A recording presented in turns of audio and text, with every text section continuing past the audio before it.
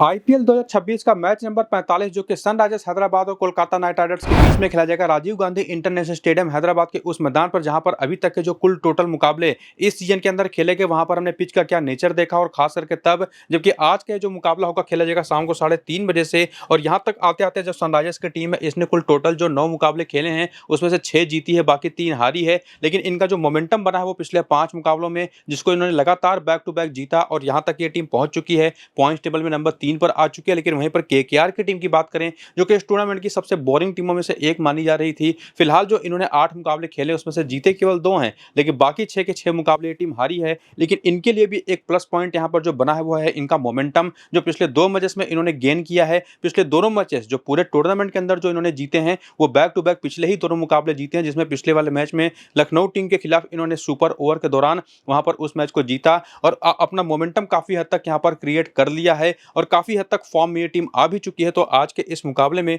जैसा मैंने आपको बताया कि हैदराबाद के उस मैदान पर जहां पर टोटल 4 मुकाबले इस सीजन के अंदर खेले जा चुके हैं और उन चारों मुकाबलों में अगर आप देखें तो एसआरएच और एलएसजी वाले इस मैच में लखनऊ ने सनराइजर्स हैदराबाद को यहां पर हराया था। 5 विकेट के बड़े अंतर थे, जहां पर शुरुआती पावर प्ले के पहले 6 ओवर में पहले मैच में हमने देखा कि 3 विकेटें गिरी जरूर थी, लेकिन वो जो 3 विकेटें थी वो पिच के ऊपर मिल रही स्विंग या सीम की मूवमेंट की वजह से बिल्कुल नहीं थी। चूंकि यहाँ पर लाल मिट्टी की पिचेस जनरली हम देखते हैं तो लोगों को लगेगा कि शायद यहाँ पर मूवमेंट मिल रहा था, तेज गेंदबाजों को स्विंग कर रही थी गेंद और उस वजह से 3 विकेटें गिरी थी। लेकिन यहाँ पर ऐसा वो चीज बिल्कुल देखने को नहीं मिली थी। यहाँ की जो पिच थी चूंकि काफी ज्यादा ड्राई थी, तो गेंद को अगर कोई तेज गेंदबाज थोड़ी सी कटर्स के तौर पर या वेरिएशन के तौर पर चेंज ऑफ पेस कर रहा था तो उसको वहां पर ग्रिप मिल रही थी पिच के ऊपर से, और उसी वजह से ये 3 विकेटें पावर प्ले के अंदर गिरी भी थी। जबकि सेकंड इनिंग के अंदर पावर प्ले काफी अच्छा रहा था लखनऊ का, और वहीं पर जो सेकंड मैच हुआ वहां पर भी सनराइजर्स हैदराबाद और राजस्थान रॉयल्स का जो मैच हुआ था वहां पर एक अनएक्सपेक्टेड पावर प्ले हमने सेकंड इनिंग के अंदर देखा। यहाँ पर चाहे वैभव सूर्यवंशी हो चाहे जायसवाल हो, इवन बाकी जो भी बैटर आउट हुए, 5 विकेटें गिर गई थी पावर प्ले के अंदर ही, जहां पर प्रफुल्ल हिंगे और साकिब हुसैन ने डेब्यू किया था अपना इस सीजन के अंदर पहला मुकाबला खेला था राजस्थान के खिलाफ। हालांकि उसमें भी कोई बहुत ज्यादा स्विंग गेंद नहीं कर रही थी,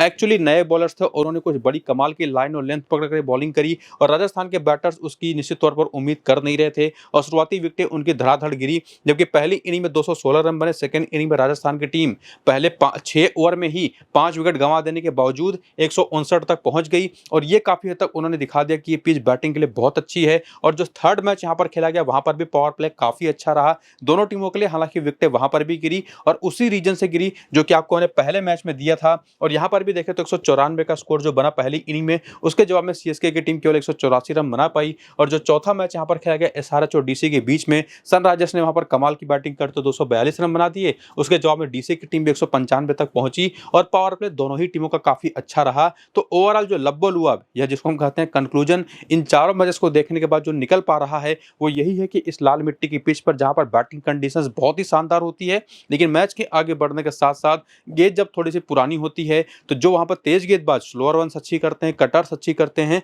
उनकी गेंद यहां पर पिच के ऊपर ग्रिप करेगी और वो परेशान करेंगे बल्लेबाजों को। हालांकि स्पिनर्स के लिए यहां पर कुछ खास होता नहीं, जो कि हर एक मैच में जो पेसर्स को टोटल विकेटें मिली, स्पिनर्स को टोटल विकेटें मिली हैं, उनके नंबर्स को देख करके आप समझ सकते हैं। और एक बात यहां पर क्लियर कर सकते हैं कि शुरुआत में बैटिंग करना आसान होगा, मैच के आगे बढ़ने के साथ साथ बैटिंग करना थोड़ी सी मुश्किल हो जाएगी। और चूंकि ये दिन का मैच है शाम को 3:30 बजे से, तो सेकंड इनिंग के अंदर ओवर्स के भी कोई चांसेस बनते नहीं, तो इस वजह से भी पहली इनिंग में ही बैटिंग करना कोई भी टीम प्रेफर करेगी। और अभी तक के जो लास्ट के 4 मैचेस खेले भी गए हैं, लास्ट के तीनों मुकाबले बैक टू बैक पहले बैटिंग करने वाली टीमें जीती हैं। हालांकि ओवरऑल लास्ट के 9 मुकाबले देखें तो 4 बार पहले बैटिंग करने वाली टीम, 5 बार बैटिंग सेकंड करने वाली टीम जीती है, जिसमें 21 विकेट स्पिनर्स को और पेस को 87 विकेट मिली है, जो कि ये भी बताता है कि स्पिनर्स के लिए कुछ खास मौके यहां पर होते नहीं। पहली इनिंग में बैटिंग करना बेस्ट ऑप्शन किसी भी टीम के लिए होगा। तो जो पिच आज के इस मैच की मिलेगी, सबसे इंपॉर्टेंट फैक्टर उसके लिए एक और चीज भी बनेगी कि जो पिच मिलेगी वो फ्रेश होगी या यूज्ड, उसके बारे में, और प्लस उसके बेसिस पर जो मेरी अपनी फाइनल टीम बनेगी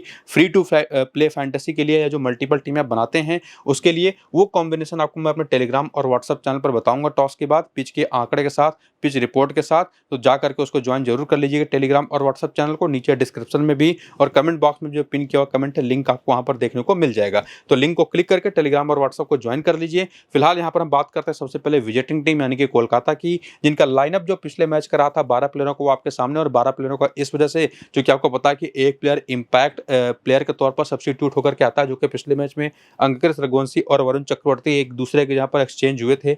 और बाकी का जो लाइनअप है वो तो आप यहां पर देख ही पा रहे हैं, जिसमें से हो सकता है टीम साइफर्ट को बाहर बिठाया जाए, क्योंकि कुछ खास कमाल इन्होंने अभी तक जो 3 मौके मिले हैं उसमें इन्होंने किया नहीं। और इनके जहां पर जो ऑप्शन आ सकते हैं, तो इनके पास पहले से ही फिन एलन मौजूद हैं। रचिन रविंद्र को यह टीम ट्राई कर सकती है और मुझे लगता है ट्राई करना भी चाहिए। एक तो इनका निश्चित तौर पर लेफ्ट हैंड और राइट हैंड का कॉम्बिनेशन भी बन जाएगा, और ओवरऑल ये लेफ्ट ऑर्थोडॉक्स बॉलिंग भी अच्छी खासी कर लेते हैं मौके बढ़ने पर। तो काफी चांसेस अच्छे मुझे दिखाई पड़ रहे हैं रचिन रविंद्र के, जो ओपन भी कर लेते हैं। बाकी इनके पास बिलसिंग मुजरबानी या और भी जो बेंच के ऑप्शंस हैं वो भी आप यहां पर देख सकते हैं। और उसके बाद जो बॉलिंग पिछले मैच में उन्होंने काफी ठीक ठाक करी, जिसमें अनुकूल रॉय ने पहला और 16वां ओवर किया, वैभव अरोड़ा ने दूसरा, चौथा, छठा और 19वां ओवर किया। और वैभव अरोड़ा का देखा गया है कि शुरुआत में पावर प्ले के कम से कम 2 ओवर करेंगे और कम से कम 1 ओवर तो आपको डेथ में जरूर करते दिखाई पड़ेंगे। और कैमरन ग्रीन भी 2 ओवर लगातार हर मैच में कर रहे हैं, और सुनील नरेन भी 4 ओवर आपको करते दिखाई पड़ेंगे ही। वरुण चक्रवर्ती के भी 4 ओवर आपको पूरे होते दिखाई पड़ेंगे, जो कि अब तो फॉर्म में भी वापस आ चुके हैं। और कार्तिक त्यागी जिन्होंने पहले 3 ओवर तो बहुत अच्छे किए थे पहले पिछले वाले मैच में,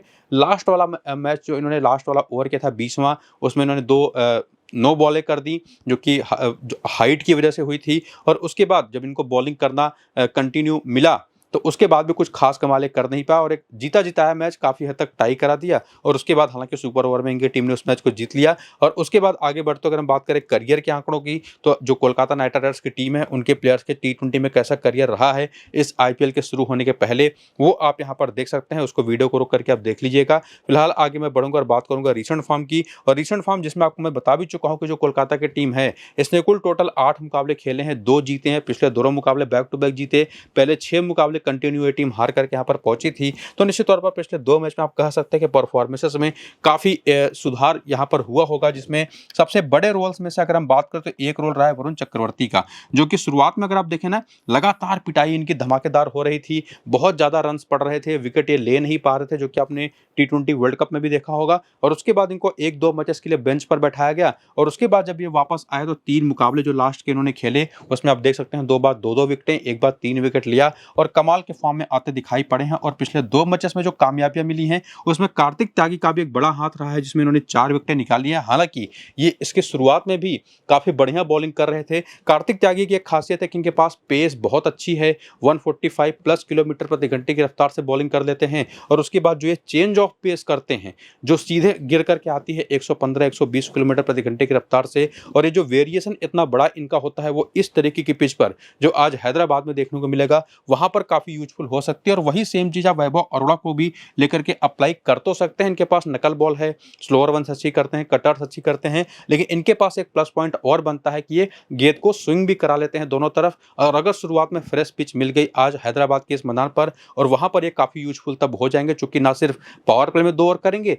बाद में आकर के डेथ में भी 1 ओवर और 1 ओवर मिडिल में भी कहीं ना कहीं आपको करते दिखाई पड़ेंगे। तो मेरे हिसाब से आज के इस मैच में ये तीनों बॉलर्स बहुत इंपॉर्टेंट होने वाले हैं, प्लस सुनील नरेन, जो कि निश्चित तौर पर अब अपने उस पुराने फॉर्म में वापस आ चुके हैं जिसके लिए जाने जाते थे, अपनी मिस्ट्री ऑफ स्पिन बॉलिंग, जिसको जज कर पाना कि कहां पर जाएगी गेंद, वो बल्लेबाजों के लिए अब काफी मुश्किल हो चुका है। और इसी वजह से मेरे हिसाब से ये one of the best option भी होंगे, जिनको आप डिफरेंशियल कप्तान है, बस कप्तान भी बना सकते हैं। और सामने की टीम जो हैदराबाद आपको पता ही है, टॉप 3 में तो आप उनके लेफ्ट हैंडर्स ही देखेंगे। तो ये चारों के चारों बॉलिंग ऑप्शंस मेरे हिसाब से बहुत ही यूनिक आज के इस मैच में होंगे, जिसमें वैभव अरोड़ा को एक ट्रम्प ऑप्शन के ही तौर पर आप ट्राई करिएगा। 100% मत ट्राई कर लीजिएगा, रोटेट करके आप मल्टीपल टीमें बनाएंगे तो उसमें रोटेट करके लेकर के आइएगा। लेकिन बाकी तीनों बॉलर वो तो 100% मस्ट होंगे। और उसी में एक और ट्रम्प होगा यहाँ पर अनुकूल सुधाकर रॉय, जिन्होंने पिछले मैच में 1 विकेट लिया, और इनको जो भी मौका मिलता है करने का, कभी कभी बैटिंग कभी कभी बॉलिंग, उसमें इन्होंने अपना 100% दिया है। और काफी बढ़िया कुछ कमाल की परफॉर्मेंसेस इन्होंने छोटे छोटे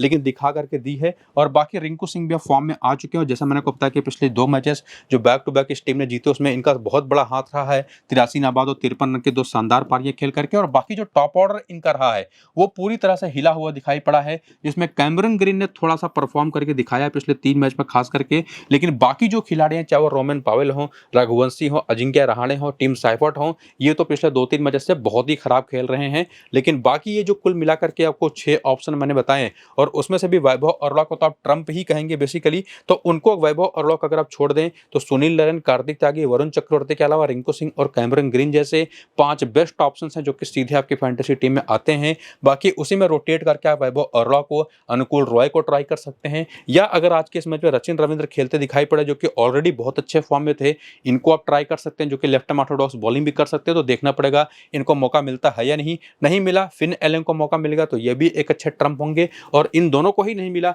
और टिम साइफर्ट को एक और मौका मिल गया तो ये सबसे बड़े ऑप्शन होंगे। इवन कैप्टन और वाइस कैप्टन के तौर पर भी इनको भी आप ट्राई कर सकते हैं। और उसमें निश्चित तौर पर जो सबसे सेफ ऑप्शन होंगे वो होंगे अंगक्रश रघुवंशी, जो कि पिछले मैच में अनलकी तरीके से आउट हो गए थे। हालांकि इनका कोई इंटेंशन था नहीं, लेकिन ऑब्स्ट्रक्शन इन फील्ड के वजह से इनको आउट दिया गया। और उसके पहले भी नंबर्स अगर आप इनके देखें तो शुरुआत में बहुत अच्छे फॉर्म में थे। तो ये है अपनी कोलकाता की टीम, जिनके प्लेयर्स का अपने रिसेंट फॉर्म देखा और जो मोमेंटम इन्होंने पिछले 2 मैच में गेन किया है उसका रीजन समझा, और उसमें जो प्लेयरों का बड़ा हाथ रहा है वो कौन से होंगे वो भी आपने देख लिया। और बाकी आगे आते हुए हेड टू हेड के आंकड़े अगर आप देखना चाहें तो वो भी देख सकते हैं, जिसमें बैटिंग एवरेज अजिंक्य रहाणे का 23 मैच में 24 का है जब ये खेलते हैं हैदराबाद के खिलाफ। बाकी टीम साइफर्ट का भी खेले नहीं। 38 का बैटिंग एवरेज अंगक्रश रघुवंशी का भी है। कैमरन ग्रीन के 4 मैच 203 है, 203 का ही एवरेज है, जो कि आउट केवल एक बार आउट हुए हैं और 3 विकेटें भी हैं। बाकी रोमन पावेल की बात कर ले, रिंकू सिंह की बात कर ले, इवन अनुकूल रॉय 2 मैच में 2 विकेटें हैदराबाद के खिलाफ।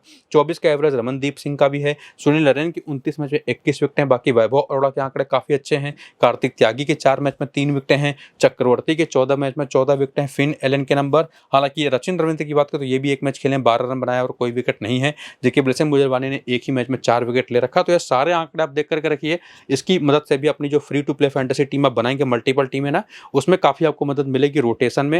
लेकिन जो 5 बेस्ट ऑप्शंस थे वो तो आपको मैंने क्लियर कर ही दिया है। बाकी वेन्यू के भी नंबर्स आप देख सकते हैं। इस मैदान पर भी कैमरन ग्रीन के आंकड़े बहुत ही शानदार हैं। 3 मैच में एक ही बार आउट हुए हैं। रहाणे के 8 में से 202 रन इस मैदान पर है, बाकी लोग खेले नहीं हैं। और बाकी जो खेले भी हैं उनके भी नंबर्स आपके सामने 1 बाय 1 हैं। तो उसको आप जरूर देख कर करके, बहुत ही काम आपके आने वाला है। और बाकी प्लेयर बैटल के आंकड़े अगर आप देखें तो जो ये कोलकाता के प्लेयर्स, उसमें अजिंक्य रहाणे की बात करें, हालांकि उनादकट और हर्षल पटेल अब तो मुझे खेलते दिखाई पड़ नहीं रहे, लेकिन ये नंबर्स देख करके आप कम से कम एक कंक्लूजन निकाल सकते हैं कि ऐसा बाएं हाथ का तेज गेंदबाज जो चेंज ऑफ पेस भी अच्छी करे वो इनके खिलाफ काम आ सकता है। बाकी ऑफ स्पिन और लेग स्पिन बॉलिंग तो इस टीम की प्रॉपर कमजोरी है। टॉप ऑर्डर की स्पिन के खिलाफ ये लोग फंसते हैं, और बाएं हाथ की तेज गेंदबाजी वो भी इनकी एक कमजोरी है। हालांकि जो सामने एक टीम है हैदराबाद की, उनके पास फिलहाल अभी कोई एक प्रॉपर रेगुलर बेसिस पर बाएं हाथ का तेज गेंदबाज है नहीं, तो उसको तो गेम से अगर आप हटा दें, लेकिन बाई चांस कोई खेल गया तो उसके लिए जानते रहिए। लेकिन ऑफ स्पिन और लेग स्पिन बॉलिंग या इवन ओवरऑल स्पिन बॉलिंग ही इस टीम के खिलाफ काफी यूजफुल होती है, जो कि आप हर एक प्लेयर के आंकड़े देख करके समझ सकते हैं। और प्लस चेंज ऑफ पेस वो तो हर एक बैटर को परेशान करेगा ही। और उसके बाद आगे बढ़ते अगर आप यहाँ पर हैदराबाद की टीम की बात करें तो इनका तो वही चिर परिचित आपको प्रोबेबल लाइनअप दिखाई पड़ेगा, जिसमें यहाँ पर कभी कभी सलील अरोड़ा खेल लेते हैं तो कभी कभी कोई भी दूसरा ऑप्शन टीम ट्राई कर लेती है। और अब तो सलील अरोड़ा ही खेलेंगे। जिस तरीके का एक नो लुक छक्का इन्होंने लगाया था पिछले वाले मैच में जसप्रीत बुमराह की गेंद पर, और कमाल की 30 रन की एक पारी इन्होंने खेली थी, तो मुझे नहीं लगता कि अब वो बाहर जाते दिखाई पड़ रहा। जो इनके पास पावर हिटिंग एबिलिटी है, अनिकेत वर्मा तक अगर आप शुरू से लेकर के यहाँ तक आए ना, नंबर 7 तक, वो कमाल की ही है बेसिकली, जिसमें हर्ष दुबे भी बैटिंग कर लेते हैं, पैट कमिंस भी बैटिंग कर लेते हैं, और उसके बाद प्रफुल्ल हिंगे हैं, साकिब हुसैन और ईशान बलिंगा जैसा पेस अटैक है पैट कमिंस के साथ, जो आपको पूरी की पूरी बॉलिंग करता दिखाई पड़ेगा। और उसमें नीतीश रेड्डी के बारे में भी आपको बता दूं, रिसेंट टाइम में उन्होंने अपने पेस में अच्छा खासा गेन प्राप्त किया है। करीब पहले जो 125-130 किलोमीटर प्रति घंटे की रफ्तार से गेंदें करते थे, अब ये 140 किलोमीटर तक चले जाते हैं, जिसके लिए इन्होंने काफ़ी अच्छी खासी एक ट्रेनिंग भी कर रखी है, जो कि आपने स्टोरीज में सुना भी होगा। बाकी इस टीम के अंदर एक रिप्लेसमेंट आया है गिराल्ड कोएटजी ब्राइडन कार्ड्स की जगह पर, जो कि बाहर हुए थे तो डेविड पेन आए थे, फिर वो भी बाहर हो गए तो गिराल्ड कोएटजी आ गए हैं, तो इनके पास एक और अच्छा ऑप्शन अवेलेबल है। और एक और चीज़ आपको बता दूं कि शिवम मावी भी, ये भी टूर्नामेंट से बाहर हो चुके हैं। तो इनका भी एक रिप्लेसमेंट आया है। बाकी आगे बढ़ते हुए हम देखें जो बॉलिंग पिछले मैच में हुई थी इस टीम की तरफ से, जहां पर पैट कमिंस आपको 4 ओवर करते दिखाई पड़ेंगे, प्रफुल हिंगे, ईशान मलिंगा आपको 4-4 ओवर करते दिखाई पड़ेंगे, नीतीश रेड्डी से 2 ओवर कहीं पर करा लिए जाते हैं और वो 2 ओवर करते हैं हर्ष दुबे के और साकिब हुसैन की एक-एक करके। लेकिन उसमें ये बात देखने को मिली कि प्रफुल हिंगे को लगातार 20वां ओवर दिया जा रहा है, जो शुरुआत में गेंद को स्विंग करा लेते हैं, बाद में अपनी चेंज ऑफ पेस से विकेट निकाल करके देते हैं। तो बहुत ही इंपॉर्टेंट बॉलिंग ऑप्शन ये होंगे। और बाकी करियर के आंकड़े भी अगर आप देखना चाहें तो हैदराबाद के हर एक प्लेयर का देख लीजिएगा। और उसके बाद रिसेंट फॉर्म की तरफ आए, जैसा आपको मैं बता भी चुका हूं कि ये टीम कुल टोटल 9 मुकाबले खेल करके 6 जीती है और उसमें से पिछले 5 मुकाबले बैक टू बैक जीती है, यानी कि पहले 4 में से केवल 1 मैच जीती थी। तो अच्छे खासे मोमेंटम ये टीम है, यानी कि परफॉर्मेंसेस कमाल की रही हैं। और उसमें खास करके जो टॉप ऑर्डर के चारों बैटर, इसमें से ट्रेविस हेड की बात करें ना, तो शुरुआत लगातार अच्छी कर रहे थे, बड़ी पारी में कन्वर्ट नहीं कर पा रहे थे और वो कमी इन्होंने पिछले मैच में दूर कर दी। और बाकी पिछले मैच में ईशान किशन जरूर पिछले बिना खाता खोले आउट हो गए, लेकिन पूरे टूर्नामेंट के अंदर उन्होंने कमाल की बैटिंग करी है और क्लासन तो कमाल कर ही रहे हैं बेसिकली। तो ये जो टॉप के चारों बैटर्स इनके हैं वो बेस्ट होंगे, जिनको आप कतई ड्रॉप कर ही नहीं सकते। हालांकि इसमें एक चीज तो है कि अभिषेक शर्मा जो बहुत ज्यादा लंबे समय से देखें ना, 45, 57, 135 नाबाद और 59 कमाल की 4 पारियां खेल चुके, तो इनसे एक फेलियर आप ड्यू मान सकते हैं। तो इनकी जहां पर अगर आप चाहें तो नीतीश रेड्डी को ट्राई कर सकते हैं अभिषेक शर्मा की ही जगह पर, जो कि बॉलिंग भी करके देंगे, बैटिंग भी नंबर 5 पर अगर आती है तो करके देंगे। और ये परफॉर्मेंसेस ओवरऑल काफी अच्छी कर रहे हैं एक यूटिलिटी प्लेयर की तरह। तो इनको आप ट्राई जरूर करिएगा एक ट्रम्प ऑप्शन के तौर पर अगर आप ड्रॉप कर पाए अभिषेक शर्मा को। बाकी सलिल अरोड़ा भी हैं, अनिकेत वर्मा भी हैं, ये अगर आप मल्टीपल टीमें बना रहे हैं ना फ्री टू प्ले फैंटेसी के लिए, तो वहां पर इनको आप रोटेट करके किसी एक टीम में लेकर के आइएगा, वरना इनकी वो इंपॉर्टेंस है नहीं। और वही सेम चीज आपको हर्ष दुबे के साथ भी करनी है। एक तो ये लेफ्ट ऑर्थोडॉक्स बॉलर हैं, सामने जो कोलकाता की टीम है उनके पास राइट हैंडर्स की भरमार है, ये बहुत अच्छे ट्रम्प हो सकते हैं नीतीश रेड्डी की ही तरह, जिनको आप ट्राई करिएगा। बाकी पेस अटैक अगर आप इनका देखें तो ईशान मलिंगा एक ऐसे ऑप्शन जो पूरे टूर्नामेंट में कमाल की बॉलिंग कर रहे हैं, ये तो बेस्ट होंगे, जिनको कतई आपको ड्रॉप करना है नहीं। तो 4 ऊपर के बैटर्स और एक ईशान मलिंगा जैसा बॉलर, ये तो बेस्ट हैं बिना किसी डाउट के अपने परफॉर्मेंस के बेसिस पर। लेकिन उसी में अभिषेक शर्मा के यहाँ पर नीतीश रेड्डी को, या बाकी जो बॉलिंग ऑप्शन है जिसमें एक हर्ष दुबे भी है, नीतीश रेड्डी तो हैं ही, ट्रम्प तो ये दोनों रहेंगे ही, बाकी पैट कमिंस, प्रफुल हिंगे और साकिब हुसैन जैसे भी 3 बहुत ही कमाल के ऑप्शन हैं, जिसमें हमने कम से कम ये देखा है कि इस पिच पर अगर देखिए फ्रेश पिच मिल गई, ध्यान से सुनिएगा, अगर फ्रेश विकेट आज के इस मैच में मिली तो 100% आप प्रफुल हिंगे के साथ जाइए। लेकिन अगर यूज्ड पिच मिली तो पैट कमिंस तो बेस्ट रहेंगे ही रहेंगे, तो साकिब हुसैन भी आपके लिए काफी इंपॉर्टेंट हो सकते हैं। तो उम्मीद करूंगा कि आपको काफी हद तक आपको मैंने क्लैरिटी दे दी है कि कौन कौन से सेफ ऑप्शंस हैं, उनको तो ट्राई करना ही है। और जब अपनी मल्टीपल टीमें बना रहे होंगे तो किनको किनको आप किसी जहां पर रोटेट करके लेके आ सकते हैं, यहीं से काफी हद तक क्लैरिटी आपको मैंने दे दी है। और बाकी आगे बढ़ते हुए हेड टू हेड के आंकड़े भी देखना चाहें तो देख सकते हैं, जिसमें अभिषेक शर्मा के ही आंकड़े हैं कोलकाता के खिलाफ बहुत ही खराब है, 12 मैचों 214 रन 16 का एवरेज है, बाकी तीनों के आंकड़े फिर भी ठीक हैं। और उसके बाद नीतीश रेड्डी के 4 मैच 80 रन 2 विकेटें हैं और लोअर ऑर्डर उतना खास कमाल कर नहीं पाया, इवन पैट कमिंस के भी 7 में जो 6 ही विकेटें हैं, बाकी हर्ष दुबे के एक ही मैच में 4 विकेट है, ये कमाल के आंकड़े हैं, जरूर ध्यान से देखिएगा। ईशान मलिंगा के भी 2 मैच में 5 विकेटें हैं और इसके अलावा जो बेंच पर ऑप्शन हैं उनके भी नंबर्स आप देख सकते हैं। और उसके बाद अपने होम ग्राउंड पर इनकी परफॉर्मेंसेस देखें तो वो हर एक प्लेयर के इसमें टॉप ऑर्डर के 5 खिलाड़ी कमाल करते रहे हैं इस मैदान पर। और इवन उसके बाद भी अगर आप देखें तो पैट कमिंस के 16 मैच में 16 विकेट हैं, हर्ष दुबे के 3 मैच में 5 विकेट है इसी मैदान पर, साकिब हुसैन के 3 मैच में 6 विकेट हैं, प्रफुल हिंगे के 2 मैच में 5 विकेट हैं, ईशान मलिंगा के 7 मैच में 14 विकेट है। तो पूरी टीम ही और इवन जो बेंच के भी ऑप्शन है इस मैदान पर कमाल करते रहे हैं। तो बहुत ही ज्यादा डोमिनेटिंग नंबर्स हैं जो इनके पक्ष में जाते हैं हैदराबाद की टीम के। और बाकी प्लेयर बैटल अगर आप देखने जाएं तो इस टीम के पास जो बैटिंग है ऊपर से, जो कि आपको पता है कि टॉप ऑर्डर के तीनों बैटर्स ही लेफ्ट हैंडर हैं, तो इनके खिलाफ ऑफ स्पिन तो गेम में आता ही आता है। और सामने सुनील नरेन जैसा बॉलर है, वरुण चक्रवर्ती जैसा बॉलर है जो अपने मिस्ट्री बॉल से लेफ्ट हैंडर्स को काफी परेशान करता है, तो वो दोनों तो बेस्ट ऑप्शन होंगे ही। ब्लेसिंग मुजरबानी खेलते हैं तो वो भी काफी इंपॉर्टेंट ऑप्शन होंगे इस टीम के खिलाफ। बाकी ऑफ स्पिन वो तो आपको मैंने बता ही दिया, प्लस लेग स्पिन भी इस टीम के खिलाफ काफी यूजफुल होती है। बाकी हेनरिक क्लासन है और नीतीश रेड्डी हैं, जिनमें वैभव अरोड़ा का नाम भी आपको दिखाई पड़ जाएगा, ब्लेसिंग मुजरबानी का नाम भी आपको दिखाई पड़ जाएगा, बाएं हाथ की तेज गेंदबाजी भी दिखाई पड़ेगी जो कि सामने की टीम में कोई प्रॉपर है नहीं, लेकिन वैभव अरोड़ा, प्लस बाकी जो बॉलर हैं जिसमें लेग स्पिन और ऑफ स्पिन खास करके वो काफ़ी यूजफुल दिखाई पड़ रही है। और उसमें वो चेंज ऑफ पेस करने वाले बॉलर अगर ब्लेसिंग मुजरवानी खेल गए तो वो, नहीं तो कार्तिक त्यागी तो हैं ही, वैभव अरोड़ा तो हैं ही, वो भी काफ़ी हद तक यूजफुल होंगे। तो उम्मीद करूंगा यहाँ तक आते आते लगभग 100% क्लैरिटी आपको मैंने दे दी है कि कौन से सेफ ऑप्शन हैं और कौन से रोटेटिंग ऑप्शन हैं जो कि आपके अलग अलग टीमों में आ सकते हैं। बाकी जो भी पिच मिलेगी यूज्ड होगी या फ्रेश, वो आपको मैं टेलीग्राम और व्हाट्सएप पर टॉस के बाद बता दूंगा और उसकी बेसिस पर मेरी अपनी जो free to play fantasy team बनेगी वो भी आपको दे दूंगा। तो पूरा वीडियो शुरू से अंत तक देख करके वो सारी चीज़ें समझ लीजिए जो जरूरी है, और वीडियो को लाइक करके पूरा शुरू से अंत तक देखने के बाद चैनल को भी सब्सक्राइब कर लीजिए। फिलहाल ये वीडियो यहाँ पर होता है कंप्लीट। चलते हैं, नमस्कार।